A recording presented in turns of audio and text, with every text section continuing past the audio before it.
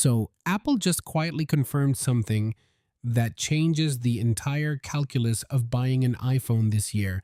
Not through an announcement, not through a press release, through leaks, a lot of them from sources that have been right before. And here's what's wild.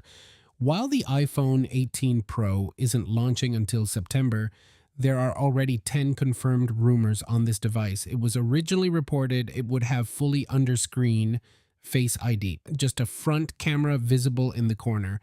The latest leaks walked that back. Only one Face ID component moves under the screen, which means just a smaller dynamic island. So, did Apple just fumble the biggest design leap in years, or is there something else on this phone that actually makes you want it? Boyd, we're going to break all 10 features, and I'll tell you exactly which ones matter, which ones are marketing fluff, and there's one connectivity upgrade on this phone that I genuinely think people are sleeping on. We'll get to that. This is a pure rumor breakdown video.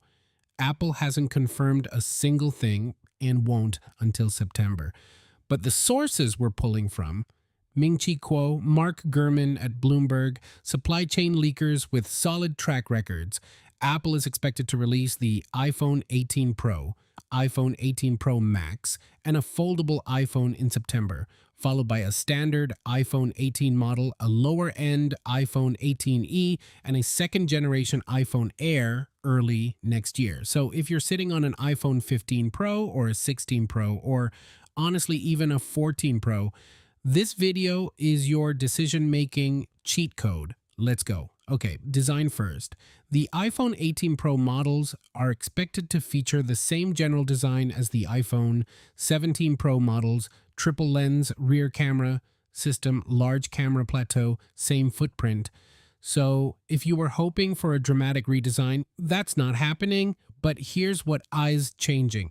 Face ID's flood illuminator is being moved under the screen, paving the way for a smaller dynamic island.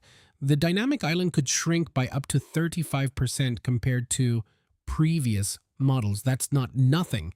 The renders show a smaller dynamic island on the screen, which means the display will have more screen space for content when the dynamic island isn't showing live activities. And the back of the phone is getting a glow up too. The rear ceramic shield area for MagSafe is rumored to feature a more frosted and seamless appearance compared to the current two-tone design. The iPhone 17 Pro's two-tone rear design has proven polarizing, so Apple plans to better blend the colors of the aluminum and glass areas for a unified look. Honestly, that two-tone back was giving prototype that accidentally shipped. So this is welcome. Let's talk colors, because there's actually a story here. The special color for the iPhone 18 Pro models will reportedly be dark cherry alongside light blue, dark gray, and silver. The existing cosmic orange and deep blue colors are expected to be discontinued. Now, dark cherry. The red shade may be more of a dark cherry color with a tinge of purple in it rather than a darker red shade. It's described as closer to deep wine with a purple tint than a bright red. So it's not red. It's more like if red and purple went to a wine bar and had a kid. Apple's iPhone 18 Pro models won't come in black this year. If the rumor is true, it will be the second consecutive year Apple has ditched what was arguably its most classic color option for the Pro lineup. 2 years, no black. I'd say I'm shocked, but at this point, the absence of black is Apple's design language for the Pro. Apparently, now we get to the things that actually matter. The chip. Apple's next generation A20 Pro chip is expected to use TSMC's first generation 2 nanometer process, whereas the A19 Pro chip is 3 nanometer. With a 2 nanometer architecture and a new packaging design, the A20 Pro chip should deliver solid year-over-year performance and power efficiency gains. The A20 Pro will be Apple's first chip built with a 2 nanometer process and will also utilize WMCM packaging. Both of these advancements should lead to greater than usual improvements over this year's A19 Pro, making the iPhone 18 Pro excel in performance, efficiency, and AI tasks. Here's the real translation of what 2 nanometer means for you. Your phone runs harder, longer, cooler. The iPhone 15 Pro felt warm after 20 minutes of gaming. The A20 Pro architecture is specifically designed to prevent that kind of thermal throttling. More compute, less heat, more battery. And speaking of battery, the iPhone 18 Pro Max will have a bigger battery, rumored to be between 5,100 and 5,200 milliamps, with additional efficiency improvements coming with the 2 nanometer A20 Pro chip. That's a meaningful number. For context, the iPhone 17 Pro Max battery was around 4,685 milliamps. So we're looking at a real jump, not a we added 2% more battery Apple math kind of jump. Okay, this is the one, pay attention. The main cameras on the iPhone 15 Pro, 16 Pro, and 17 Pro all used a fixed aperture, permanently set to its widest setting. With a variable lens, the iPhone 18 Pro would allow users to manually shift the aperture, similar to on a DSLR camera. This would mean more control over depth of field, enabling sharper focus on subjects or smoother background blur. The main 48 megapixel Fusion camera is rumored to have a variable aperture, which would allow users to control the amount of light that passes through the camera's lens and reaches the sensor, providing greater control over depth of field. Think about what this actually means. Right now, when you take a portrait photo on an iPhone, the blurred background is fake. It's software, computed bokeh. It's good, really good, but it's not real. Variable aperture means you can close down the lens in bright outdoor shots to prevent overexposure. You can open it in low light without cranking ISO and introducing noise. You get actual optical control. That's a leap that Android flagships have been bragging about for 2 years. Apple's finally doing it. Now, given that iPhones have smaller image sensors due to smartphone size constraints, it is unclear exactly how meaningful this improvement will be in practice. Fair caveat. But the direction is right, and combined with the computational power of the A20 Pro, this could genuinely be the best camera ever put in a phone. That's not hype. That's just what happens when you combine better optics with better silicon. And here's the feature that I think is the most underrated story of this entire phone.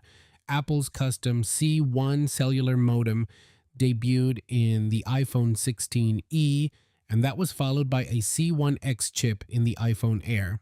Apple says the C1X modem is up to twice as fast as the C1 modem and the most power-efficient modem in an iPhone ever. The improvements should continue with Apple's third-generation C2 modem in the iPhone 18 Pro. But here's the part that matters. It's not just faster 5G. With the C2 modem, the iPhone 18 Pro models will reportedly support 5G via satellite for web browsing without Wi-Fi or cellular connectivity. Read that again.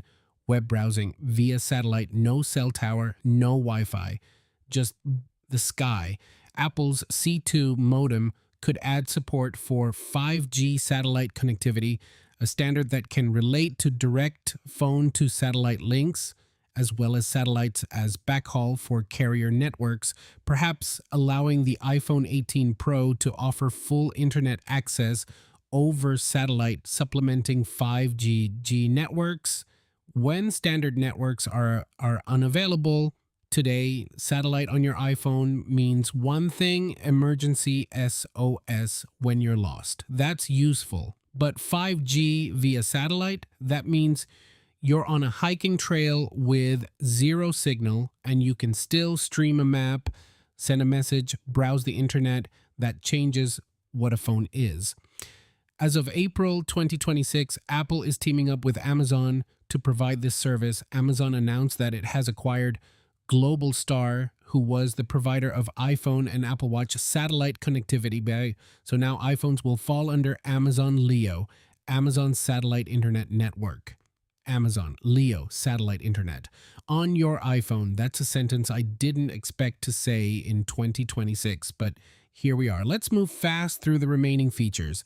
Apple is expected to simplify the camera control button on the iPhone 18 Pro models by removing touch sensitivity and haptic feedback. The redesigned button will only have pressure sensitivity, less complexity, less things to break, more intentional presses. Nobody asked for this, but also nobody's going to miss sliding their finger across a button that launched the camera when you were trying to adjust your volume. All iPhone 18 models could include a 24 megapixel front-facing camera up from 18 megapixels, selfie camera upgrade. If you're someone who uses the front camera for video calls, content creation, FaceTime, this is a genuine quality bump. The iPhone 18 Pro and Pro Max are expected to feature new LTPO Plus display technology, which should allow higher refresh rates while using battery power more efficiently. The display gets smarter about when to use 120 Hz and when to drop down. Less battery drain, more screen life, invisible when it's working, and that's the point. And the price, Apple analyst Ming-Chi Kuo does not believe that Apple will raise the price of the iPhone 18 Pro models. The iPhone 17 Pro costs $1,099 and the iPhone 17 Pro Max costs $1,199. Apple is widely expected to hold Pro starting prices at $999 for the iPhone 18 Pro and $1,199 for the Pro Max, same price. Significantly better phone, that's the math. So, should you wait for the iPhone 18 Pro if you're on an iPhone 15 Pro or older? Yes, easily.